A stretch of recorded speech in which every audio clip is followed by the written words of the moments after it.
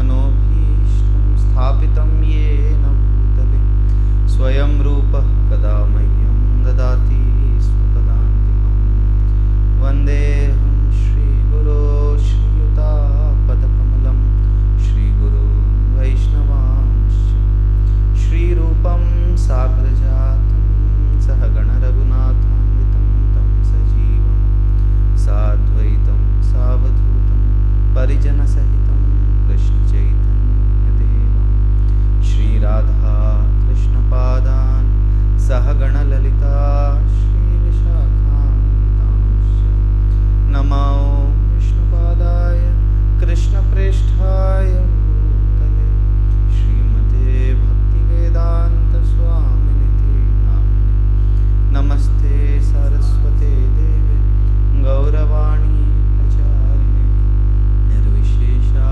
शून्यवादी पाश्चात्यदेशतारिणे नमो महावदन्याय कृष्णप्रेमप्रदायते कृष्णाय कृष्णचैतन्य नामिने गौरतुषे नमः हे कृष्ण करुणा सिन्धु दीनबन्धु जगत्पते गोपेश गोपिकान्त राधाकान्त नमोस्तुते तप्त काञ्चन गौराङ्गी राधे वृन्दावनेश्वरी वृषभानुसुते देवी प्रणमामि हरिप्रिये वाञ्छाकल्पतरुभ्यश्च कृपा सिन्धुभ्यैव च पतितानां पावनेभ्यो वैष्णवेभ्यो नमो नमः। जय श्री कृष्ण चैतन्य प्रभु नित्यानंद श्री अद्वैत गदाधर श्रीवासादि गौर भक्तवृंद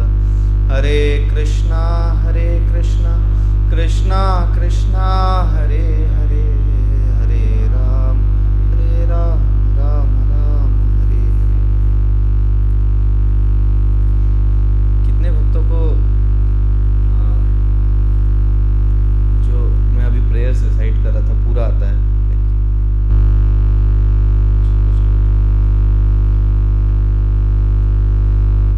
क्या क्या लाइक कवर हो चुका है यहाँ पर इस ग्रुप के लिए? लाइक क्या क्या टॉपिक्स लिए गए हैं? आप लोगों ने शुरू आई थिंक डिवाइस सेशन ये सब से हुआ था। कैसे हुआ था? JOSD से हुआ था। उसके बाद का ये चल रहा है अभी।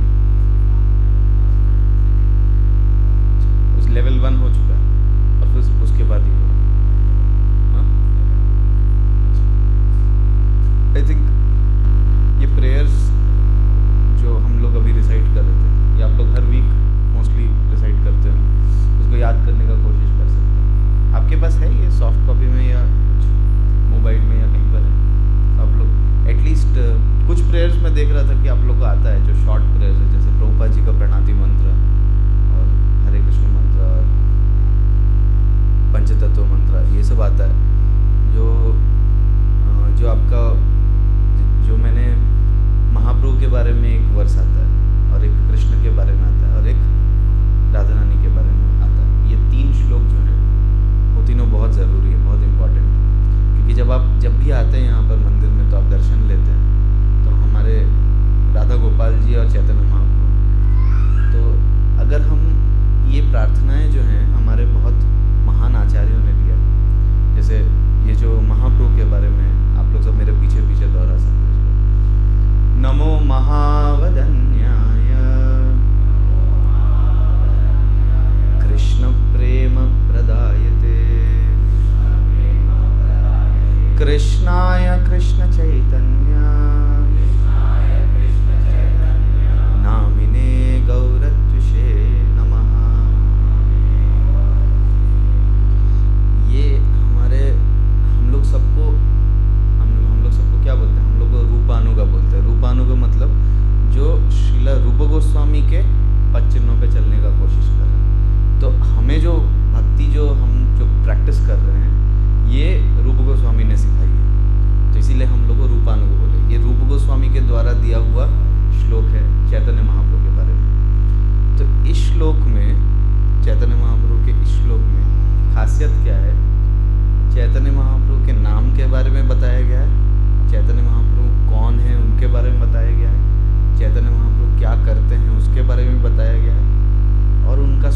कैसा है वो भी बताया गया। जैसे आपको मैं अभी बताता हूँ, नमो महावदन्याय। महावदन्याय मतलब बहुत, वदन्याय का मतलब होता है जो बहुत करुणामयी होता है। महावदन्याय मतलब जैसे अगर मान लीजिए कोई भिखारी है, वो जाता है अंबानी जी के पास और अंबानी अपनी आधी संपत्ति उसको दे दे, तो आप उसको वदन्याय बोलेंगे कि आधा अपने पास रखा है और आधा उसको दे दिया। महावदन्याय मतलब अगर अंबानी खुद भिखारी बन जाए और उसको पूरा दे दे। तो ऐसे इतने करुणामयी हैं चैतन्य महाप्रभु, ये उनका स्वभाव है, ये उनका गुण है। नमो महावदन्याय। तो करते क्या है ये? कृष्ण प्रेम प्रदायते, एक भगवान कृष्ण के लिए प्रेम बांट रहे हैं सबको, वो भीख दे रहे हैं ये सबको। कृष्ण प्रेम प्रदायते कैसे दे रहे हैं? हरिनाम के द्वारा दे रहे हैं। अच्छा, ये कौन है? कृष्णा या कृष्ण चैतन्य, ये भगवान कृष्ण ही हैं जो चैतन्य महाप्रभु बन के हैं। और तो उनका नाम क्या है? कृष्ण चैतन्य है। और उनका रूप कैसा है, वो कैसे दिखते हैं? नामिने गौरत्युषे नमः। वो कृष्ण हैं लेकिन काले नहीं दिखेंगे, स्वर्ण रंग के दिखेंगे, गौर वर्ण के दिखेंगे। तो इस एक श्लोक में चैतन्य महाप्रभु के रूप का भी वर्णन है, नाम का भी वर्णन है, गुण का भी वर्णन है और लीला का भी वर्णन है। तो ऐसे ये जो श्लोक होते हैं ये बहुत महत्वपूर्ण होते हैं, क्योंकि जब हम भगवान के सामने आएंगे, अगर हम श्लोक जानेंगे तो हम उनके सामने प्रार्थना कर सकते हैं, इस श्लोक के माध्यम से उनको दंडवत कर सकते हैं। अगर श्लोक नहीं जानेंगे तो साधारणतः हम लोग के मन में क्या चलेगा? मेरे परिवार में ये दिक्कत चल रही है, मेरे एग्ज़ाम्स में ये प्रॉब्लम चल रही है, ये नहीं आ रहा है, वो नहीं आ रहा है, मेरा तबीयत खराब है, इसको ठीक कर दीजिए, उसको ठीक कर दीजिए। तो आप खुद एक बार सोच के देखिए, अगर आपके जीवन में अगर आपके लोग आपके सामने आते हैं और सिर्फ यही बोलते रहते हैं कि उनको कुछ होते हैं, जैसे कुछ रिलेटिव्स होते हैं जो आपके पास आएंगे और अपनी दुख दर्द सुनाने लगेंगे और हमेशा कुछ मांगते रहेंगे। आप जैसे ही देखते हो उनको तो आपके माइंड में आता है कि अभी आया है मतलब कुछ तो मांगेगा ये। आपको बहुत प्रसन्नता नहीं होता ऐसे लोगों से मिलके या उनसे बहुत ज़्यादा बात करके। तो जब हम भगवान के सामने आते हैं तो अगर हम अपने ही दुख दर्द सिर्फ सुनाते रहें और हमेशा मांगते ही रहें तो भगवान को भी हमारे लिए ऐसे ही लगेगा। लेकिन जब हम उनको ग्लोरीफाई कर रहे हैं कि आप कितने महान हैं, आप कितने अच्छे हैं, आपका स्वभाव कैसा है, आपका रूप ऐसा है, आपका नाम ऐसा है, जब हम उनका गुणगान करते हैं तो वो बहुत प्रसन्नता देता है भगवान को। और भगवान तो जानते ही हमारे साथ क्या दिक्कत चलती है, तो वो तो सॉल्व कर ही देंगे। तो आज हम लोग का जो टॉपिक है, जो हम लोग चर्चा करेंगे, वो है कि देवताओं और भगवान में क्या अंतर है। क्या आप लोगों ने कोई सेशन ऐसा अटेंड किया है जहाँ पर ये चर्चा हुई है कि कैसे भगवान कृष्ण ही सुप्रीम पर्सनालिटी ऑफ गॉडहेड है, लाइक सर्वश्रेष्ठ भगवान है? ये चीज़ डिस्कस हुआ है यहाँ पर? हुआ है? कितने लोगों ने अटेंड किया ये सेशन? माताओं की साइड में काफ़ी कम लोगों ने अटेंड किया, ठीक है। ऐसे ये बहुत साधारण चीज़ है, ये कोई बहुत इसको समझना उतना कोई कठिन चीज़ नहीं है। ये कोई एक बार प्रभुपाद जी कुछ तार्किक ब्राह्मणों से मिले थे। तार्किक ब्राह्मण मतलब वो लोग सिर्फ तर्क वितर्क करते हैं, वाद विवाद करते हैं। तो प्रभुपाद जी मायापुर में मिले उन लोग से, और ये ब्राह्मण लोग आए और प्रभुपाद जी उनको पूछे कि तो आप क्या परम सत्य के बारे में समझा सकते हैं? ये क्लास हिंदी में ही होता है, इंग्लिश में करना है? तो उनको पूछे क्या आप परम सत्य के बारे में व्याख्या दे सकते हैं? वो लोग बोले कि देखिए, परम सत्य तो इतने महान हैं, इतने बड़े हैं, इतने मुश्किल है, इतने समझ पाना उनको ना शब्दों से बताया जा सकता है, उनके बारे में ना लिख के समझाया जा सकता है। ऐसे करके कुछ बोलने लगे, निराकार ऐसे बताने लगे। बोले कि समझाना बहुत मुश्किल है। तो प्रभुपाद जी अपने गुरुकुल के छोटे छोटे बच्चे, जैसे यहाँ बच्चे हैं ना, तो इनसे थोड़े से बड़े उनको बुलाए और उनको बोले, उनको ऐसा एक कुकी जो होता है, बिस्किट कुकी का डब्बा दिखाए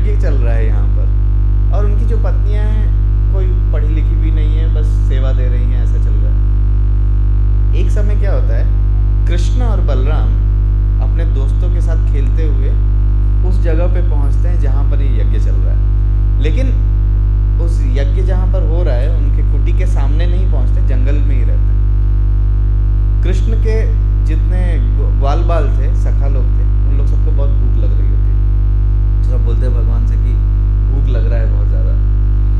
तो कृष्ण बोलते हैं देखो थोड़ा सा यहाँ से थोड़ा सा जाओ, जंगल पार करके थोड़ा सा दूरी पे कुछ ब्राह्मण लोग हैं जो यज्ञ कर रहे हैं, और उनकी पत्नियों ने बहुत अच्छे अच्छे पकवान और ये सब बनाए यज्ञ के लिए। तो जाओ और जाके बोलो कि कृष्ण और बलराम आए हैं जंगल में और उनको भूख लगा है, और कृपया करके जो भी आपके घर में है खाने के लिए वो हमें दे दीजिए। कृष्ण और बलराम के साथ हम भी खाएंगे और उनको भी खिलाएंगे। तो ये लोग गए और जाके यज्ञिक ब्राह्मणों के पास जाते हैं और बात करते हैं और मांगते हैं कि जो भी खाना है दीजिए करके। तो यज्ञिक ब्राह्मण ये सुनते हैं कि कृष्ण और बलराम जंगल में हैं, लेकिन इन ग्वाल बालों को वो बोलते हैं तुम लोग सही में बच्चे हो, तुम लोग को थोड़ा सा भी अकल नहीं है। यज्ञ चल रहा है विष्णु की प्रसन्नता के लिए, जब तक यज्ञ समाप्त नहीं होता हम कैसे अपने घर का कुछ भी बना हुआ तुम लोग को दे दें। अभी आप एक बात बताइए, ये जो यज्ञ चल रहा है किसके लिए चल रहा है? विष्णु के भी स्रोत कौन है? कृष्ण। तो विष्णु के प्रसन्नता के लिए चल रहा है ये यज्ञ, और स्वयं विष्णु कृष्ण बन के आके बोल रहे हैं कि हमें प्रसाद दे दीजिए। आपको समझ में आ रहा है?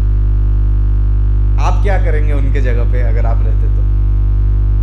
अगर आप उनके जगह पे रहते तो यज्ञ करते रहते या फिर दे देते? हाँ, देने चले जाते। क्यों देने चले? यज्ञ क्यों छोड़ देते आप? क्योंकि यज्ञ का जो जो जो जो पर्पस है, उसको क्या कहते हैं हिंदी में? उद्देश्य है, वो भगवान की प्रसन्नता है। अगर भगवान की प्रसन्नता ही उद्देश्य है और भगवान बोल रहे हैं कि तुम मुझे दो, तो फिर वो करना ही सही धर्म है, लेकिन ये लोग नहीं दिए। तो फिर ये लोग वापस कृष्ण के पास गए और बहुत उदास हो गए कि कृष्णा हम लोग भीख भी मांग रहे थे उनसे, लेकिन उन्होंने हमें दिया ही नहीं। तो उस समय भगवान कृष्ण बोलते हैं कि देखो चिंता मत करो, क्योंकि कृष्णा फिलॉसफी देते थोड़ा सा, बोलते हैं कि बेगर्स आर नॉट चूजर्स। जो भीख मांगते हैं उनके पास चॉइस नहीं होता है, मतलब भीख मिला तो भी खुश रहो, नहीं मिला तो भी खुश रहो। हम लोग भी जाते हैं बहुत बार कुछ डोनेशन कलेक्ट करने के लिए या बुक वितरण करने के लिए, जो तो ये प्रभुपाद जी ने हमें, जैसे वैदिक समय में जो ब्रह्मचारी होते थे उनका धर्म होता था कि जाके मधुकरी करके प्रसाद लेना। तो हमारे इस्कॉन में हम लोग मधुकरी करके नहीं, हम आराम से यहीं पर प्रसाद मॉल में बैठ के प्रसाद लेते। तो प्रभुपाद जी को एक बार एक भक्त ने पूछा कि प्रभुपाद जी वैदिक समय में तो गुरु के लिए हम जाके भीख मांगते थे, लेकिन आज तो हम ये कर नहीं रहे हैं, तो हमें उसका फल कैसे मिलेगा? तो प्रभुपाद जी ने बोला वही फल तुमको मिलेगा, सेम फल, अगर तुम मेरे किताबों को वितरण करोगे। क्यों? क्योंकि जब आप किताब वितरण करने जाते हो तो क्या हर व्यक्ति ले लेता है? नहीं लेता, कुछ रिजेक्ट करेगा, कुछ लोग लेंगे, ऐसा है। तो फिर कृष्ण बोलते हैं फिर चिंता मत करो, जो यज्ञिक ब्राह्मण लोग हैं वो लोग पढ़े लिखे गवार हैं, वो लोग सब पढ़े लिखे हैं, सब पोथी पढ़ के सारे शास्त्रों का अध्ययन कर चुके हैं, लेकिन उनको निष्कर्ष नहीं पता है। लेकिन उनकी जो पत्नियां हैं वो मेरे परम भक्त हैं, वो लोग कोई शास्त्र नहीं पढ़े, उनको ज़्यादा कुछ नहीं आता है शास्त्रों का, लेकिन उनको सिद्धांत क्लियर है कि कृष्ण जो है परमेश्वर है और वो मेरी प्रसन्नता के लिए कार्य करते हैं। बोले कि अब उनकी पत्नियों के पास जाओ और उनसे मांगो कि कृष्ण और बलराम आए हैं, कुछ दे दीजिए, और देखो क्या होता है। तो फिर ये लोग जब उनकी पत्नियों के पास जाते हैं, यज्ञिक ब्राह्मणों के पास या यज्ञिक ब्राह्मणों की पत्नियों के पास, वो लोग भगवान कृष्ण को अपना, वो लोग बोलते हैं कि हम आपके हाथ में क्या देंगे, आप लोग तो छोटे छोटे बच्चे हो, हम खुद लेके आते सब, और जितना घर में सब बना हुआ था सब लेके जंगल पहुंच जाते हैं कृष्ण और बलराम की सेवा करने के लिए। तो इसीलिए सिद्धांत बहुत क्लियर होना चाहिए कि कृष्ण कौन है, ये जो देवी देवता हैं ये कौन है, ये बहुत क्लैरिटी से पता रहना चाहिए। अगर एक सिंपल कंक्लूसिव वे में बताया जाए कि एक निष्कर्ष क्या है शास्त्रों का, बहुत अच्छे अच्छे श्लोक हैं, इसमें पता नहीं है कि नहीं लिखा हुआ, 12वें स्कंद श्रीमद् भागवतम में आता है।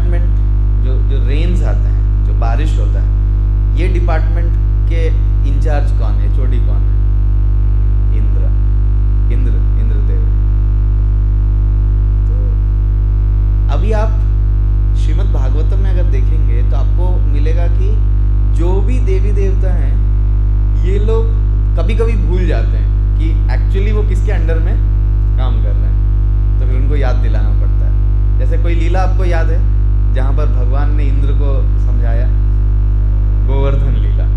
अभी उस लीला में चलेंगे तो फिर मुझे जो टाइम मिला खत्म हो जाएगा, लेकिन तो ऐसा है। अभी देखिए इंद्र का जो पोस्ट है ना, वो एक ऐसा पोस्ट है, ये जो देवी देवता हैं ये भी कोई ऑर्डिनरी लोग नहीं है। ऐसा कभी कभी भक्तों को ऐसा लगता है कि अरे हम तो कृष्ण के साथ हमारा डायरेक्ट संपर्क है, तो ये देवी देवता क्या है, ये सब चुटुल पुटुल लोग सब ऐसे ही सब, उससे अच्छे तो हम भक्त हैं। इंद्र को देखो कैसे कैसे कांड करता है, हम कभी ऐसा करते हैं क्या? ऐसा कभी लग सकता है, लेकिन ये लोग छोटे लोग नहीं है, ये लोग भी बहुत बड़े लोग हैं। लेकिन भगवान के सामने इनका कोई अस्तित्व नहीं। आप सोच के देखिए। अच्छा, कोई बता सकता है कि कितने ब्रह्मांड है?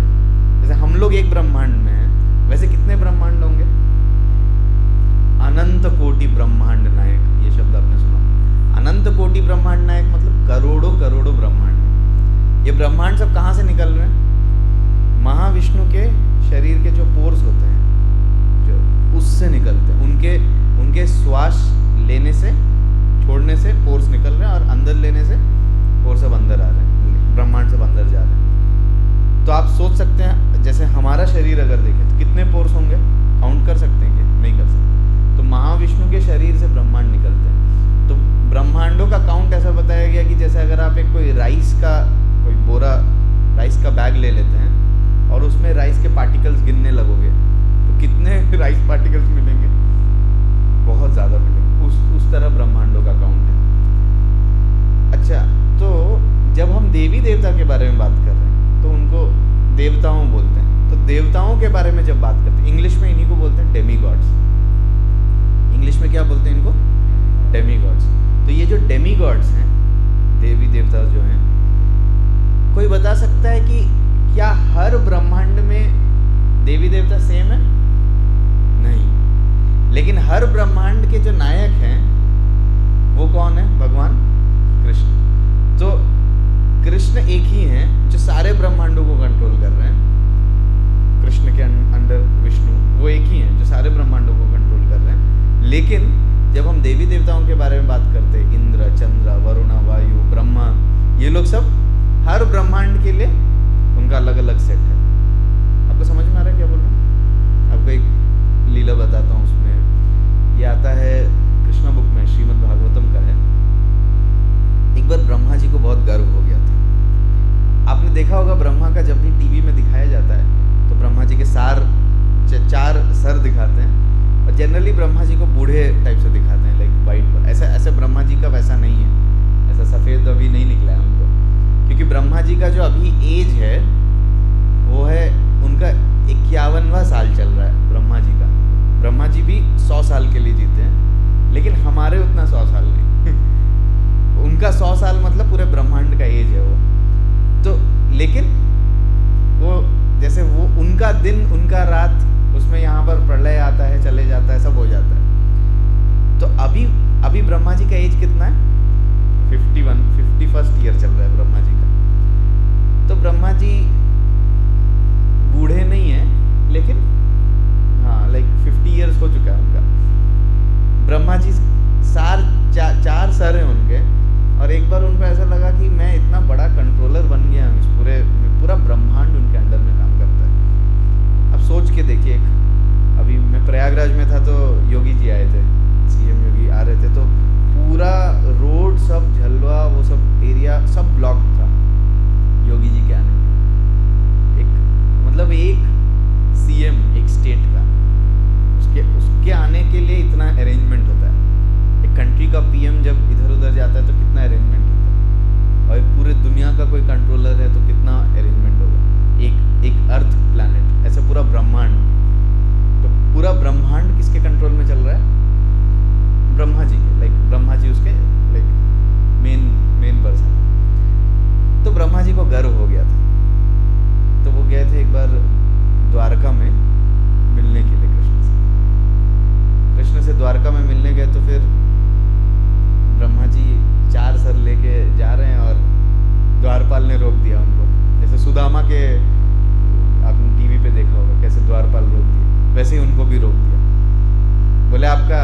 दिखाइए, आप कौन है बताइए। तो फिर ब्रह्मा जी बोले कि मैं इस ब्रह्मांड का ओनर हूँ, मतलब मैं कंट्रोलर हूँ, मेंटेनर हूँ, मैं ब्रह्मा हूँ।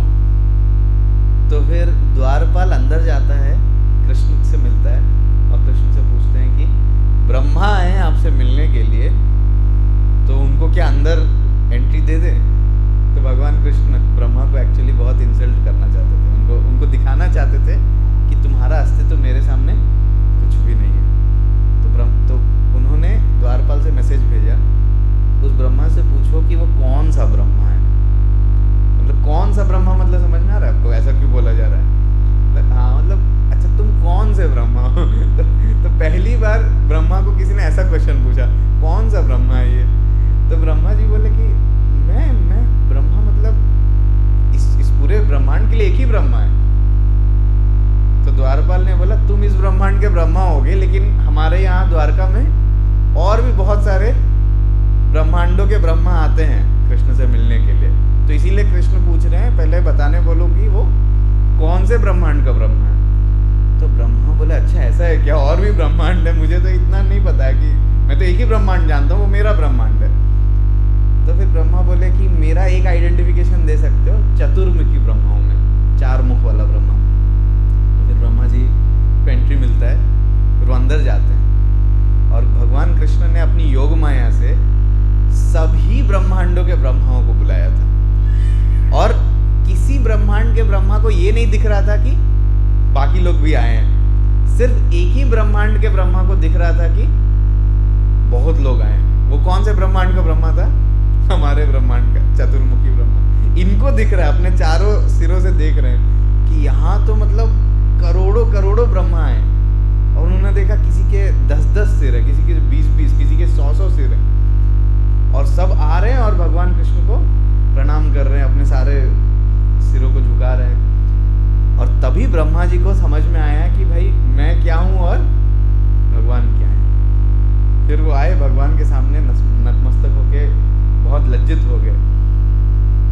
तो फिर उन्होंने बोला कि भगवान ये लोग कौन है, और ये लोग के इतने इतने ज्यादा सिर क्यों हैं? तो भगवान ने बोला देखो, अगर तुम ध्यान से देखोगे तो सबसे कम सिर तुम्हारे ही हैं, 4 बाकी सबके तुमसे ज्यादा ही हैं। जिस यूनिवर्स का लोड, जिस यूनिवर्स का मैनेजमेंट जितना ज्यादा होता है, उतना ज्यादा उस व्यक्ति का सिर होता है उसको मैनेज करने के लिए। जैसे कंप्यूटर में प्रोसेसर होता है ना, क्वाड कोर प्रोसेसर, मतलब 4 हैं, 2 हैं, 3 हैं, जो जितना स्पीड काम करना है उतना ज़्यादा प्रोसेसर का स्पीड लगेगा। तो कृष्ण ने बोला तुम्हारा जो ब्रह्मांड जो तुम मैनेज करते हो वो सबसे सिंपल है, इसीलिए तुम्हारे सिर्फ 4 सर हैं। देखो हजारों सर वाले ब्रह्मा भी आते हैं मेरे पास, तो इनका यूनिवर्स, इनका ब्रह्मांड संभालना बहुत ज़्यादा मुश्किल है। तो ब्रह्मा जी बहुत नम्र होकर फिर वापस जाते हैं। तो जैसे ब्रह्मा, वैसे इंद्र के बारे में हम लोगों ने डिस्कस किया, गोवर्धन लीला। गोवर्धन लीला में भगवान ने इंद्र का गर्व को चूर चूर किया। वैसे ही आप देखोगे भगवान राम की लीला में आता है। कोई बता सकता है कि जो समुद्र होते हैं, ओशियन होते हैं, उसका एचओडी कौन है, उसका हेड ऑफ डिपार्टमेंट कौन है, उसके नियंत्रण? वरुण देव। आपको पता है एक बार भगवान राम जब राम सेतु के लिए रास्ता मांग रहे थे वरुण देव से, पहले उन्होंने 3 दिन के लिए तपस्या किया, 3 दिन बैठे रहे, तपस्या किए, वो लोग कोई नहीं आया। तो भगवान राम बोले कि भाई जब तक मैं ड्रामा कर रहा हूँ, इन लोग को समझ में नहीं आ रहा मैं कौन हूँ, अब मुझे अपने ड्रामा से थोड़ा बाहर आके अपना रियल रूप दिखाना पड़ेगा।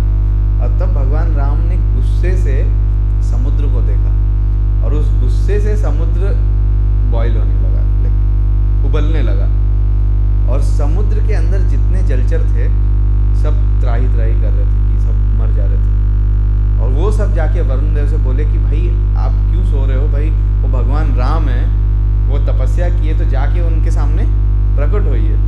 फिर वरुण देव आते हैं और भगवान से माफ़ी मांगते हैं। तो हम यहाँ पर देख सकते हैं कि कैसे वरुण देव भी भगवान के अंडर में है।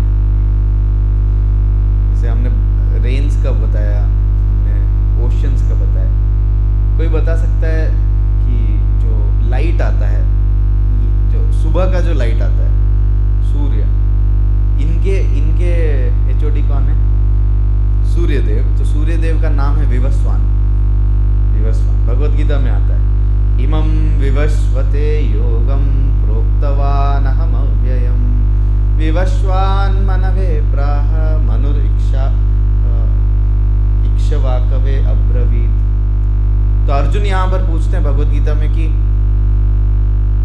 मैं और आप लगभग एक ही समय पे जन्म लिए हैं, लाइक हम लोग फ्रेंड्स हैं तो 1-2 साल आगे पीछे जन्म लिए होंगे, लेकिन सूर्य जो है वो तो पुरातन काल से चला आ रहा है, वो तो कब से एग्जिस्ट कर रहा है।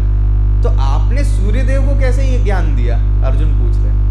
आप तो भाई मेरे साथ के हो। तो कृष्ण वहां पर बोल रहे हैं कि नहीं, अभी मुझे अपने सारे, जब मैं आया हूँ तब जब भी मैं आता हूँ मुझे हर चीज याद है और तुमको याद नहीं। तो मैंने ही ये ज्ञान ब्रह्मांड के शुरुआत में सूर्यदेव को दिया, भगवत गीता का ज्ञान, ऐसे करके बता रहे। तो सूर्यदेव भी भगवान के ही कंट्रोल में चलता है। सूर्य और चंद्रमा को भगवान के एक आंख से कंपेयर किया गया है कि भगवान का एक आंख जो है वो लाइक गुस्से वाला आंख है, और एक आंख जो है शांत ठंडा आंख है। एक हॉट आई है और एक कूल आई है। जनरली आप देखो कि जब बच्चे भी बड़े होते हैं तो उनको माता और पिता दोनों ही मिल के पालते हैं, मतलब थोड़ा डिसिप्लिन भी चाहिए और प्रेम भी चाहिए। तो सूर्य रिप्रेजेंट्स डिसिप्लिन और चंद्रमा रिप्रेजेंट्स शीतलता प्रदान कर। दो आंख है भगवान के, सूर्य चंद्रमा, ऐसे अलग अलग डिपार्टमेंट्स हैं। आपको पता है चंद्रमा के जो किरण है वो जब हमारे वेजिटेबल्स पे गिरते हैं, हमारे सब्जियों पे गिरते हैं, तो सब्जी के अंदर जो रस है वो चंद्रमा के किरणों से आता है, ऐसा भगवत गीता में लिखा गया कि सोमो भूत्वा रसात्मका, कि सोम मतलब चंद्रदेव की किरणों से रस मिलता है सब्जियों को, टेस्ट आता है सब्जियों में। तो ये सब एचओडीज हैं और भगवान जो है वो डायरेक्टर। ये चीज समझना बहुत जरूरी है।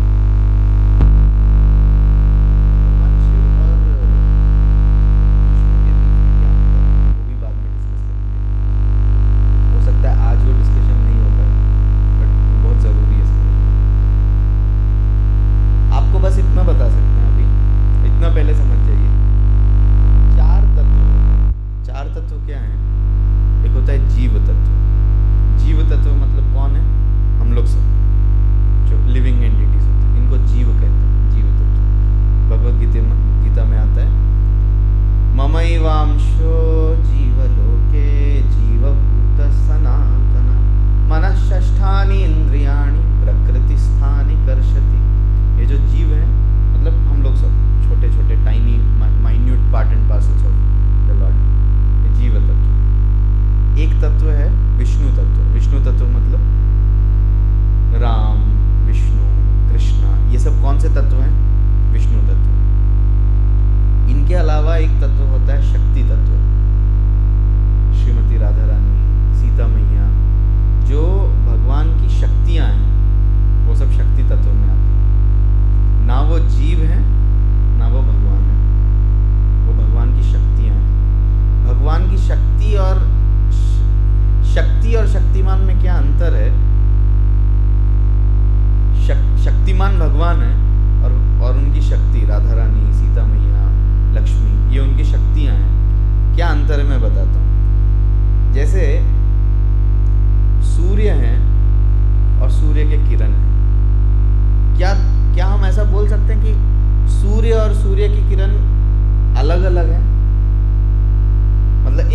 एक तरह से बोला जाए तो एक ही है, लेकिन एक तरह से बोला जाए तो दोनों में डिफरेंस भी है। जैसे इस रूम के अंदर अगर सूर्य किरण आ रहा है तो आप ये नहीं बोल सकते कि सूर्य यहाँ पर है, यहाँ पर सूर्य किरण है, लेकिन तो उसको एनर्जी कहते हैं। मतलब भगवान सूर्य का जो एनर्जी है वो इस रूम में किरणों के रूप में आ रही है, तो ये शक्ति है, सूर्य की शक्ति आ रही है, लेकिन सूर्य वहाँ पर है और एनर्जी यहाँ पर है, अंतर है दोनों में, लेकिन एक तरह से दोनों सेम भी है।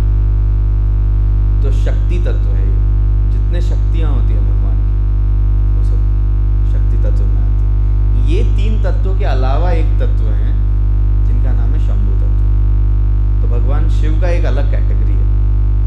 भगवान शिव ना ही जीव है, ना विष्णु है, ना शक्ति है, वो शंभु तत्व में आते हैं। ये शंभु तत्व जो है इसके बारे में बहुत डिस्क्रिप्शन दिया है हमारे शास्त्रों में।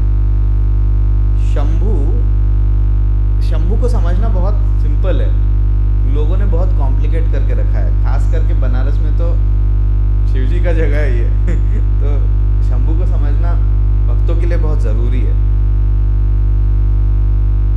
श्रीमद् भागवतम में एक श्लोक आता है, निम्नगानम यथा गंगा देवानाम अच्युतो यथा वैष्णवानाम यथा शंभु पुराणानाम इदम तथा। खास करके ये श्लोक बनारस के लिए तो और भी बहुत ज़रूरी है। क्यों? और हमारे मंदिर में तो और भी बहुत इम्पोर्टेंट है ये श्लोक। मैं बताता हूँ कि इसमें 4 चीज़ों के बारे में बताया गया है और वो चारों चीज़ हमारे लिए है एक्चुअली में, बाकी दुनिया के लिए हर चीज़ नहीं अवेलेबल होता। इस 4 चीज़ क्या बताया गया? निम्न गानम यथा गंगा, सभी नदियों में सर्वश्रेष्ठ नदी क्या है?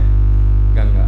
तो गंगा मैया हमारे यहाँ है, गंगा मैया की जय, गंगा मैया है। फिर अगला बोला गया देवानाम अच्युतो यथा, मतलब सभी देवी देवताओं से ऊपर सर्वश्रेष्ठ, हम सबके मालिक भी कौन है? भगवान अच्युत। हमारे मंदिर के अध्यक्ष भी अच्युत मोहन को हैं और हमारे भगवान भी अच्युत हैं, राधा गोपाल जी। तो ये इसलिए भी हमारे लिए बहुत महत्वपूर्ण है। तो देवानाम अच्युतो यथा। तीसरा क्या है? वैष्णवानाम यथा शंभु। वैष्णव का क्या मतलब होता है? जो भगवान विष्णु के भक्त होते हैं। विष्णु के भक्तों में सर्वश्रेष्ठ भक्त कौन है? शिव जी। विष्णु के सभी भक्तों में सर्वश्रेष्ठ भक्त कौन है? भोलेनाथ। वो भी हमारे काशी नगरी के वही मालिक हैं। काशी विश्वनाथ भगवान की जय। वो भी। और चौथा क्या है? चौथा इसमें बताया गया सभी शास्त्रों में, सभी पुराणों में सर्वश्रेष्ठ पुराण क्या है? श्रीमद् भागवतम। पुराना नाम इदम तथा। वो भी हमारे मंदिर में श्रीमद् भागवतम के ऊपर हर दिन क्लास चलता है। इसीलिए ये श्लोक काशी में और खास करके हमारे मंदिर में श्लोक का बहुत महत्व है।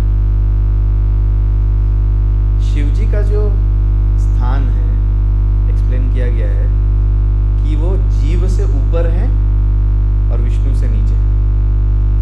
जीव से ऊपर और विष्णु से नीचे का क्या मतलब है मैं बताता हूँ।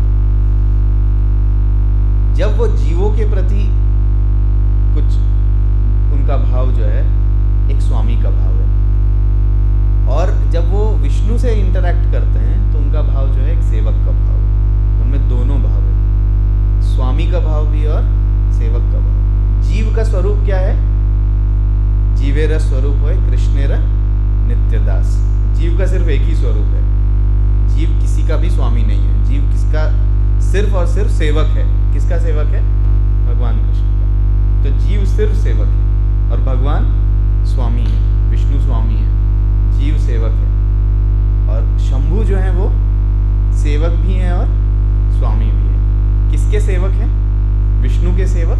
और स्वामी किसके हैं? जीवों के स्वामी। ऐसे जैसे कितने परिवारों में लाइक यहाँ पर जितने डिवोटीज हैं, भक्त हैं, उसमें कितने के घर में लाइक ऐसा है कि 3 जनरेशन साथ में है। लाइक 3 जनरेशन मतलब बेटा भी है, बाप भी है और दादा भी है, या ऐसा किन्हीं के यहाँ पर है। अभी मेरे घर में भी तो जो आपके जो बीच वाले पर्सन है मतलब पिताजी, अपने बेटे से इंटरेक्ट करते हैं तो वो पिता है और ये बेटा है, लेकिन जब वो अपने बाप से बात करते हैं तो वो पिताजी और मैं सेम है, शंभू वही है। तो शंभू के दोनों रोल है, शंभू जो है इंटरमीडिएट है। शंभू का और एक डेफिनेशन भी दिया गया, क्षीरम यथा दधि विकार विशेष योगा संजायते नहीं पृथक अतिव्रस्त हेतु। ये आता है ब्रह्म संहिता में, जब भी हम लोग अभिषेक करते हैं तो ये गाते हैं। उसमें बताया गया है क्षीरम यथा दधि विकार। क्षीरम मतलब मिल्क, दूध। दूध के अंदर जब आप खटास डाल दोगे तो उसमें विकार उत्पन्न हो जाएगा और वो क्या बन जाएगा, दही बन जाएगा। तो उस दही को कंपेयर किया गया है शिव जी से और दूध को कंपेयर किया गया है विष्णु से। अभी कोई बता सकता है कि क्या दूध से दही बनता है या दही से दूध बनता है? इसका मतलब शिव के भी जो स्रोत हैं वो कौन है, विष्णु से आ रहे हैं, मतलब कृष्ण या विष्णु से आ रहे हैं। और उल्टा नहीं होता है, मतलब दही से दूध नहीं बनता है। तो दही और दूध में सिमिलैरिटी भी है और अंतर भी है, समानता भी है और अंतर भी है। तो सेम वैसा ही है। तो भगवान शिव का जो पोजीशन है विष्णु से कंपेयर जब करेंगे तो वो वैष्णव बन जाता है। तो वैष्णव मतलब वो विष्णु के भक्त। सीता मैया, पार्वती मैया एक बार शिव जी से पूछ रही थी कि मैं आपके बगल में बैठी हूँ लेकिन आप हमेशा किसके ऊपर ध्यान में मग्न रहते हो? क्योंकि आप किसी भी शिव जी के किसी भी चित्र को आप देखेंगे तो हमेशा वो किस मुद्रा में, ध्यान मुद्रा में। किन के ऊपर आप ध्यान कर रहे हो?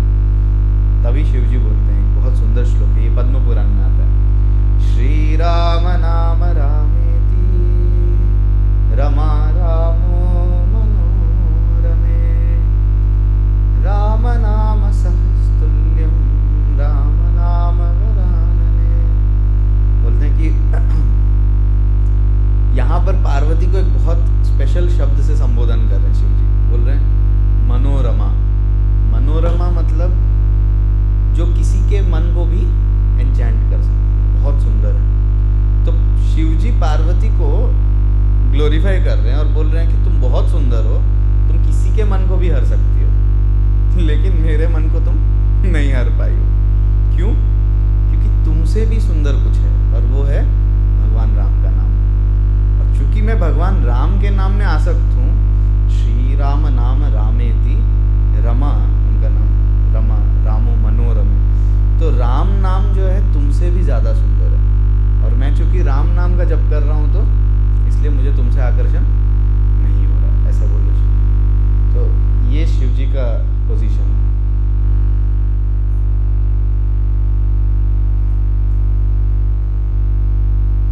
आपको एक शिव और पार्वती का एक पास टाइम बताता हूँ।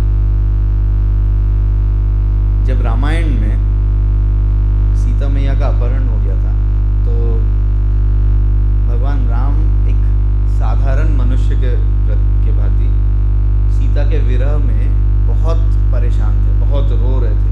हर पेड़, हर डाल, हर पत्ती को पूछ रहे थे क्या तुमने सीता को देखा है? लक्ष्मण उनके बगल में और राम मतलब एक पागल के जैसे बिहेव कर रहे थे, मतलब ऐसा जैसे कि उनका प्राण जा चुका है। हर जगह रोते रोते भाग रहे हैं, इधर उधर जा रहे हैं। और उस जंगल में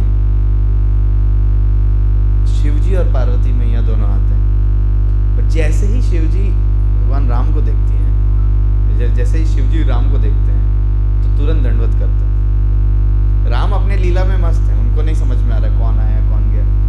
शिवजी दूर से देखते हैं और दंडवत कर देते हैं। और पार्वती बोलती है शिवजी को, अरे स्वामी आप क्या कर रहे हो? एक आप हो जो धीर पुरुष हो, तो सुंदर पत्नी के बगल में बैठते हो, लेकिन आपको मेरे से आकर्षण नहीं है। और एक ये व्यक्ति है जो इसकी पत्नी का अपहरण हो गया है तो पागल हो गया है, ये इधर उधर भाग रहा है, तुम इसको प्रणाम कर रहे हो। तो फिर भगवान शिव बोलते हैं कि देखो जो तुम देख रहे हो ये सब लीला है, तुमको नहीं समझ में आएगा। तुमको अगर सही में जानना है जाके तुम टेस्टिंग करो राम का, जाके तुम परीक्षा लो उनका। तो पार्वती जो है भगवान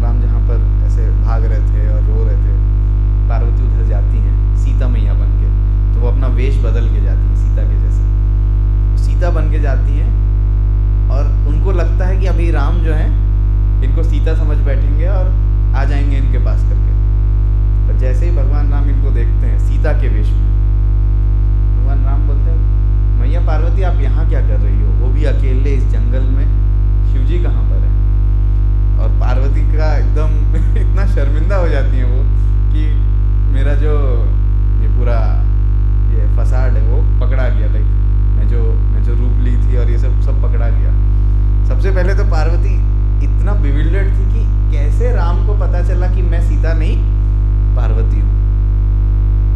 वो जब तक ये सोच रही थी, फिर राम भगवान उनसे कुछ बात करते हैं कि आप चले जाइए, ये बहुत यहाँ बहुत जानवर है, ये है, आप चले जाइए जल्दी से यहाँ से शिव जी के पास, ऐसे करके भेज देते हैं। और फिर भगवान राम आगे निकल जाते हैं। जब भगवान राम आगे जा रहे होते हैं तो पार्वती जो है देखती हैं कि राम है, सीता है और लक्ष्मण है, और तीनों जो हैं जैसे राजा के वेश में, जैसे दशरथ के राज दरबार में ये लोग थे, वैसे वेश में तीनों आगे जा रहे हैं।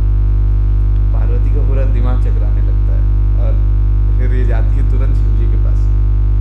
उनको पता है कि मतलब ये सब बताऊंगी तो बहुत शर्मिंदा हो जाऊंगी, तो शिव जी को बोलती हाँ हाँ ठीक है, मैंने परीक्षा कर लिया है, हाँ समझ में आ गया होंगे भगवान, ये लगता है। तो फिर शिव जी पूछते नहीं बताओ क्या हुआ, बताओ, क्योंकि शिव जी को पता है क्या हुआ होगा। तो बोलते बताओ क्या हुआ, क्या देखी तुम? बोली मैं देखी कि अरे वो तो पहचान तो लिए पहले, वो तो ठीक था, लेकिन फिर सीता तो उन्हीं के साथ थी, सीता तो उन्हीं के साथ जा रही है। तो शिव जी बोलते हैं हाँ, जैसे सूर्य और सूर्य किरण को कोई अलग नहीं कर सकता है, सीता और राम कभी अलग नहीं हो सकते। ये जो तुमको दिख रहा है ये सिर्फ एक लीला है, और लीला भगवान करते हैं। लीला में क्या होता है, शक्ति और शक्तिमान अलग हो जाते हैं, और फिर भक्तों को सेवा मिलता है, हनुमान और वानर और ये सबको सेवा मिलता है कि अब तुम राम सेतु बनाओ, ये करो वो करो, और उसके बाद फिर भक्त लोग सीता और राम को फिर साथ में लेके आते हैं, जिससे उनका भक्ति बढ़ता है।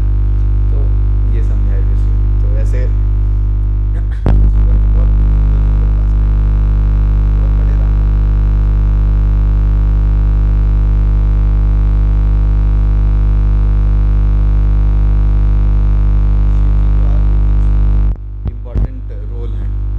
जैसे अगर आप वृंदावन जाओगे तो वहाँ पर आपको 4 महादेव मिलेंगे, गोपेश्वर महादेव, चकलेश्वर महादेव और भी, और नंदीश्वर महादेव और एक महादेव है। 4 अलग अलग डायरेक्शन में 4 महादेव मिलेंगे। आप देखोगे जहाँ पर भी कोई विष्णु मंदिर है उसके आसपास कहीं ना कहीं आपको शिव जी रहेंगे, क्योंकि शिव जी जो हैं वो द्वारपाल का रोल निभाते हैं। He is the protector of Dham, धाम रक्षक बोलते हैं उनको। जैसे इस दुनिया को हम क्या बोलते हैं, आप लोगों ने ये अपने JOSD ये सब में सुना होगा। ये दुनिया कौन सा दुनिया है? भौतिक दुनिया है, मेटीरियल वर्ल्ड कहते हैं इसको, भौतिक दुनिया। भौतिक दुनिया मतलब जहाँ जन्म मृत्यु जरा व्याधि चल रहा है। इस भौतिक दुनिया को पार करते हैं, हमारा लक्ष्य क्या है? जीवन के अंत में हम कहाँ जाना चाहते हैं? भगवत धाम जाना चाहते हैं। भगवत धाम मतलब वैकुंठ, वैकुंठ, गोलोक, वृंदावन, ये सब वैकुंठ का ही पार्ट है। तो वैकुंठ जाना चाहते हैं। तो वैकुंठ और भौतिक दुनिया, ये दोनों के बीच में गेट है, उसको बोलते कैलाश।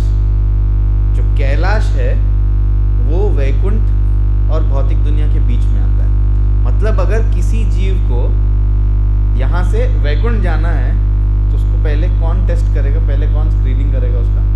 शिव जी करेंगे। तो इसीलिए आप देखेंगे कि कोई भी धाम हो उसके आसपास आपको शिव जी का कोई मंदिर ज़रूर मिलेगा, क्योंकि शिव जी जो है धाम रक्षक है। जैसे आप, मैंने वृंदावन का आपको बताया, वृंदावन में आपको मिलेंगे। आप चले जाइए जगन्नाथपुरी, जगन्नाथपुरी के पास क्या है?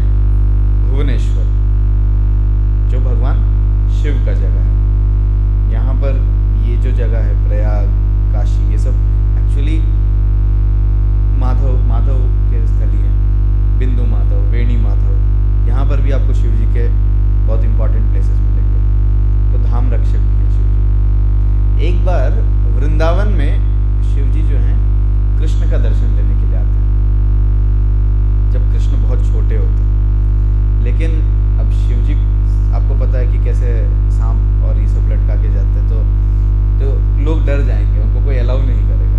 इसलिए थोड़ा सा वेश बदल के जा रहे थे, एक सन्यासी बन के, एक साधु बन के जा रहे थे। लेकिन यशोदा माई को लगा कि ये साधु को मेरा बेटा देखेगा तो डर जाएगा, इसलिए यशोदा माई ने मना कर दिया, बोली नहीं अभी दर्शन नहीं दे सकते हैं। तो शिव जी को दर्शन नहीं मिला कृष्ण का, और शिव जी को वापस जाना पड़ रहा था। और जब शिव जी आए थे दर्शन लेने कृष्ण का और उनको दर्शन नहीं मिला, और वो जब रिटर्न जा रहे थे तो कृष्ण बहुत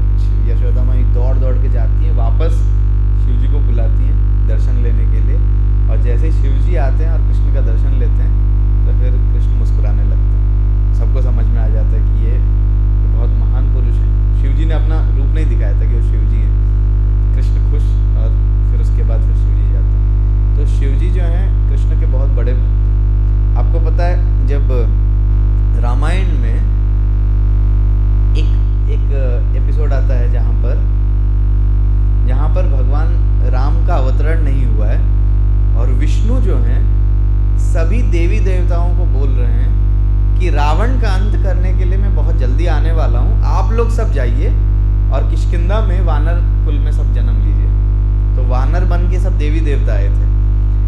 तो फिर शिवजी अपने ध्यान से बाहर आते हैं और पार्वती को बोलते हैं कि मुझे ऐसा अभी अपने ध्यान में मैंने वो लीला देखी जहाँ पर विष्णु जो है सभी देवी देवताओं को बोल रहे हैं कि आप जाइए और रावण का वध करने में आ रहा हूँ, तो आप लोग जाके अवतार लीजिए, आप लोग सब जाके जन्म लीजिए किष्किंधा में। तो पार्वती बोलती हैं शिवजी से कि रावण जो है वो तो आपका बहुत बड़ा भक्त है और भगवान राम आ रहे हैं उसको मारने के लिए, और आप बोल रहे हो कि आप भी जाके भगवान राम को असिस्ट करना चाह रहे हो, उनका सहयोग करना चाहते हो इसको मारने में, रावण को मारने के लिए। दुनिया क्या कहेगी कि आपका इतना बड़ा भक्त और आप भी राम को सपोर्ट कर रहे हो उसको मरवाने के लिए।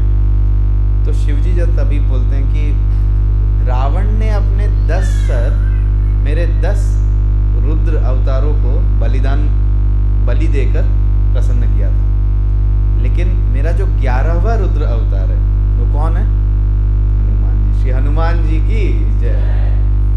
अभी आप ऐसे भी कनेक्शन देख सकते हो।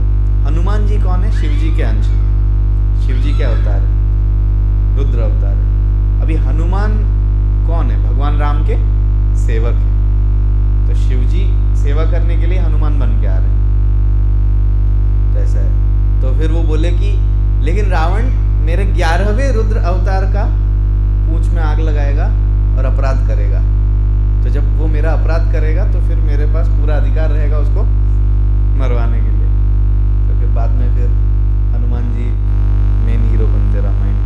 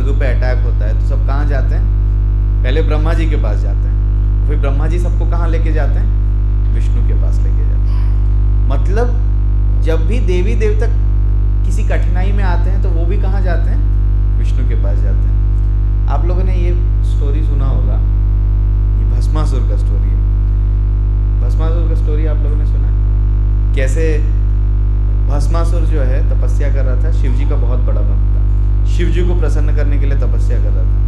और शिवजी एक समय पे प्रसन्न होके आते हैं। अभी शिवजी जब आए वरदान देने के लिए तो पार्वती मैया भी बगल में थी। अभी ये भस्मासुर कितना बड़ा नालायक है, उसको कुछ और मांगना था, लेकिन पार्वती को देखा और इतना आकर्षित हो गया कि शिवजी को बोलता है कि आप मुझे वरदान दे दीजिए कि मैं जिसके सर के ऊपर भी हाथ रखूंगा तो उसका सर जो है 100 टुकड़ों में बढ़ जाएगा, मतलब वो खत्म हो जाएगा। और शिव जी का नाम है आशुतोष। तो बहुत जल्दी प्रसन्न हो जाते हैं और ज़्यादा प्रसन्नता में व्यक्ति जो है ज़्यादा खुश होकर कुछ भी कर देता है। तो शिव जी ने वरदान दे दिया, तथास्तु। और जैसे ही शिव जी ने वरदान दे दिया कि ठीक है आप जिसके सर के ऊपर भी हाथ रखोगे तो वो भस्म हो जाएगा, भस्मासुर अपना हाथ आगे करता है। शिव जी को लगता है हैंडशेक करने के लिए आगे कर रहा है, वो हाथ हिलाने के लिए हैंड नहीं आगे कर रहा था, वो सर के ऊपर हाथ रखने जा रहा था। किसके सर के ऊपर? भगवान शिव के सर के ऊपर। शिव जी ने ही वरदान दिया। अब वो किसके खिलाफ काम कर रहा है? तो ऐसे होते हैं शिव जी के भक्त लोग। मतलब ऐसा नहीं बोल रहा हूँ कि सबको ऐसा होता है, लेकिन ऐसे ऐसे उदाहरण दिए गए। आपको विष्णु के भक्त लोग में कभी ऐसा नहीं दिखाई देगा। तो वो शिव जी के सर के ऊपर हाथ रखने जा रहा था और शिव जी अभी भाग रहे हैं। किसके डर से? भस्मासुर के डर से, कि बाप रे हाथ रख देगा तो मेरा क्या होगा। भागते भागते भागते भागते विष्णु के पास जाते हैं और विष्णु को बोलते हैं भगवान बचाइए, ये क्या है, ये भस्मासुर जो है आके मुझे ही खत्म कर देगा, मैंने उसको वरदान दे दिया है हड़बड़ा के। तो विष्णु बोले देखिए शिव जी, आप क्या हो, जल्दी खुश हो जाते हो, कुछ भी कर देते हो, फिर बाद में आके रोते हो कि ऐसा हो गया वैसा हो गया। सारे गलत राक्षसों को सब वरदान देके आप ही ने रखा है। तो फिर शिव जी बोले जो भी है अब ठीक है, गलती हो गया, अब कुछ तो कीजिए। तभी विष्णु एक डांसर बन के आते हैं। दो वर्जन, एक साधु बन के आते हैं, एक डांसर बन के आते हैं। तो एक वर्जन में आता है कि डांसर बन के आते हैं और बहुत सुंदर नृत्य कर रहे थे। सबसे पहले वो भस्मासुर भाग रहा था शिव जी के पीछे पीछे, तो वो विष्णु जो है आके भस्मासुर के ऊपर हंसने लगते हैं। हाथ आगे करके आगे भाग रहे हो, कहाँ जा रहे हो तुम? तो भस्मासुर बोलता है कि अरे तुमको पता नहीं, मुझे वरदान मिला है शिव से। और जैसे ही वरदान मिला है शिव से बोलते हैं तो विष्णु और जोर जोर से हंसने लगते हैं। बोले तुम हंस क्यों रहे हो, मैं सही बोल रहा हूँ, वरदान मिला है शिव से। बोलते हैं अरे शिव के वरदान काम नहीं करते, तुमको नहीं पता था? तुम इतना तपस्या किया, इतना मेहनत किया, उसके वरदान कुछ काम नहीं करते, मुझे पता है ना, मुझे एक्सपीरियंस है। तो भस्मासुर बोला सही में? अरे पता है क्या वरदान मिला है? जिसके भी सर के ऊपर हाथ रखूंगा उसका सर जो है 100 टुकड़ों में बट जाएगा। देखो, एक तो तुमको शिव जी से वरदान मिला, ये सबसे बड़ा जोक था। उससे बड़ा जोक ये है कि ऐसा कुछ वरदान मिला है कि हाथ रखने पे भस्म हो जाएगा। सब बकवास है। शिव जी ऐसे ही वरदान देके तथास्तु बोल के चले जाते, सब कुछ काम नहीं करता है। और फिर ये डांसर डांस करने लगता है और जब ये डांस करता है तो भस्मासुर को बोलता है तुम भी मेरे जैसे डांस करो। फिर भस्मासुर इतना, क्योंकि वो विष्णु है तो आकर्षित हो जाता है, वो भी डांस करने लगता है। तो अलग अलग स्टेप कर रहा था, अचानक से क्या करते हैं, विष्णु जो है ऐसे करके हाथ रखते हैं, डांस करते करते एक मुद्रा में ऐसे हाथ रखते, तो भस्मासुर भी हाथ रखता है और भस्म हो जाता है। तो ऐसा है, शिव जी के भक्त उनको परेशान करते हैं और फिर विष्णु आके उनको बचाते हैं। एक लीला है जो बहुत कंफ्यूज करता है लोगों को, जो लोगों को लगता है कि देखो यहाँ पर पता चल रहा है कि शिव जो है एक्चुअल में भगवान है और विष्णु उनके नीचे है। वो कौन सा लीला है मैं बताता हूँ। एक लीला आता है जब समुद्र मंथन लीला, पता है आपको समुद्र मंथन लीला?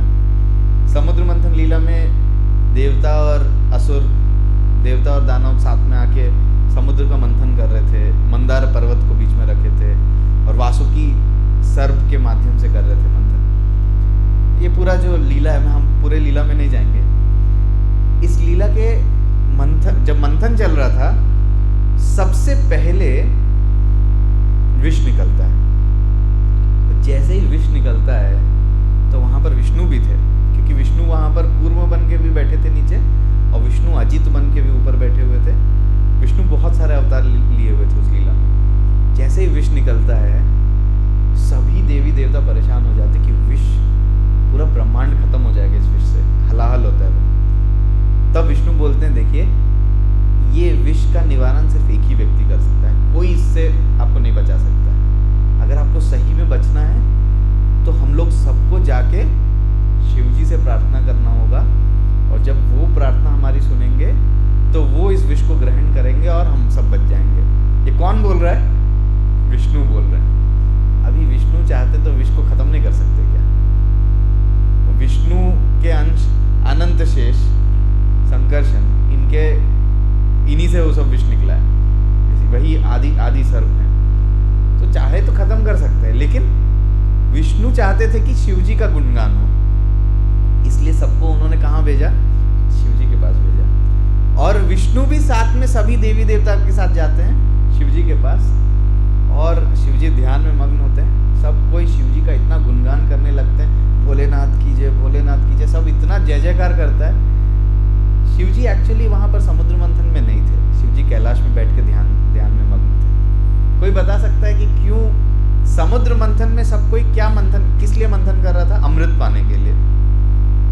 तो शिव जी अमृत पाने के लिए वहां पर क्यों लाइन में नहीं थे? यहाँ पर बैठ के ध्यान में क्यों मग्न थे? हाँ? ठीक है, क्योंकि शिव जी भौतिक अमृत नहीं, आध्यात्मिक अमृत का पान करते हैं। क्या है वो?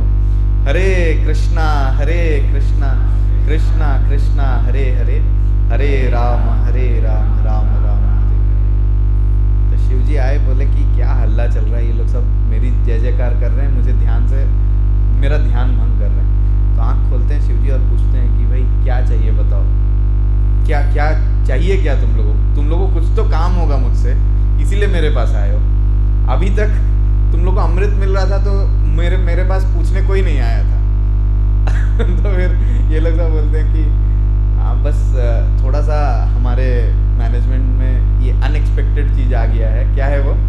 थोड़ा विष बाहर निकला है, तो हम बस चाहते हैं कि आप ये पी लो और उसके बाद हम लोग सब चले जाते हैं और अपना काम कंटिन्यू करेंगे। देखिए कितना स्वार्थ भरा है इसमें। अमृत आएगा तो कौन पिएगा? हम पिएंगे, और विष आया तो कौन पिएगा? शिव जी को पिला देंगे।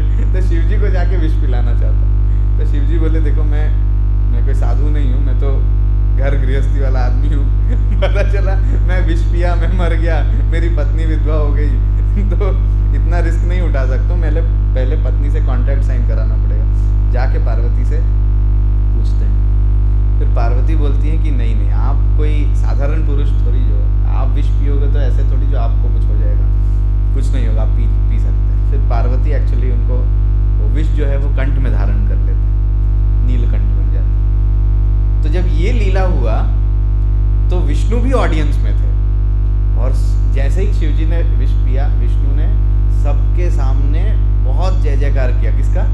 शिव जी का, कि शिव जी आप सबसे महान हो, आप ये हो, आप वो करके। और शिव जी को बहुत गुस्सा आ रहा था। इसलिए गुस्सा आ रहा था क्योंकि मेरे मालिक, मेरे स्वामी जो है वो ऑडियंस में बैठे हैं और ताली बजा रहे हैं और बोल रहे हैं कि मैं भगवान हूँ करके, जबकि मैं किसका गुणगान कर रहा हूँ, मैं किसका नाम जप रहा हूँ? उस व्यक्ति का नाम जप रहा हूँ।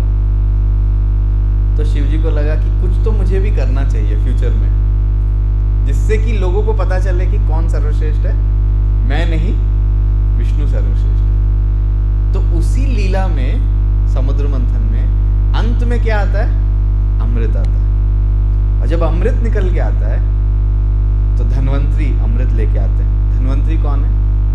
फादर ऑफ आयुर्वेद, वो लेके आते हैं, हेल्थ गॉड। वो जैसे अमृत लेके आते हैं, देवी, सारे देवता और सारे असुर मिलके एक कॉन्ट्रैक्ट साइन किए थे कि 50-50 होगा अमृत। लेकिन जैसे ही अमृत आया, सभी जो असुर थे वो गए और धन्वंतरी के हाथों से अमृत को छीन के, उस कलश को छीन के भागने लगे। और देवता लोग सब देखते रह गए कि क्या चल रहा है ये, और सब विष्णु को देख रहे हैं। अरे आपने बोला था कि इसके साथ डील करो, हमने डील किया, मेहनत किया, जब रिजल्ट आया तो ये लोग लेके भाग रहे हैं। और ऐसा नहीं कि वो सिर्फ देवताओं को नहीं दे रहे थे, जो असुर भागे अमृत लेके, उसमें जो ज्यादा पावरफुल असुर थे वो बोल रहे थे अहम पूर्वम महापूर्वम नत्वम नत्वम, मैं पीऊंगा तुमको नहीं दूंगा। मतलब आपस में भी वो लोग लड़ रहे थे। तो प्रभुपाद जी बोलते हैं कि जो दो तरह के पॉलिटिशियंस होते हैं, लाइक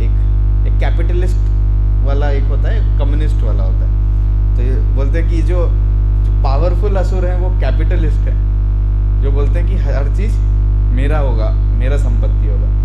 और जो कम प्रभावशाली असुर थे वो लोग बोल रहे थे नहीं मिल बांट के खा लेते थे।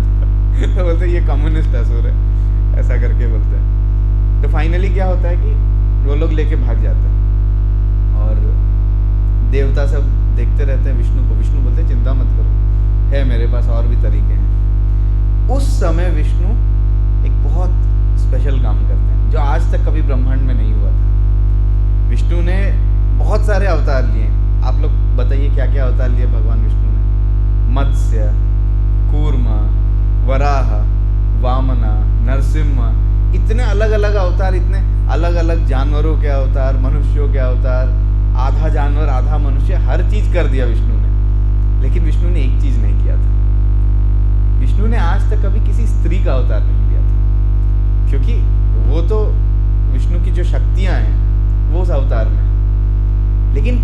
बार विष्णु जो है एक स्त्री का रूप लेके आए और उनका नाम क्या था? मोहिनी। जब मोहिनी आई वहां पर, अभी असुरों का एक स्वभाव है कि कोई सुंदर स्त्री को देखेंगे तो उनका दिमाग नहीं काम करेगा। तो जैसे ही मोहिनी आती हैं तो ये असुर उनको देखते हैं और बोलते हैं कि आप इतने सुंदर हो, आप ये रखो, ये कलश रखो और आप बांटो।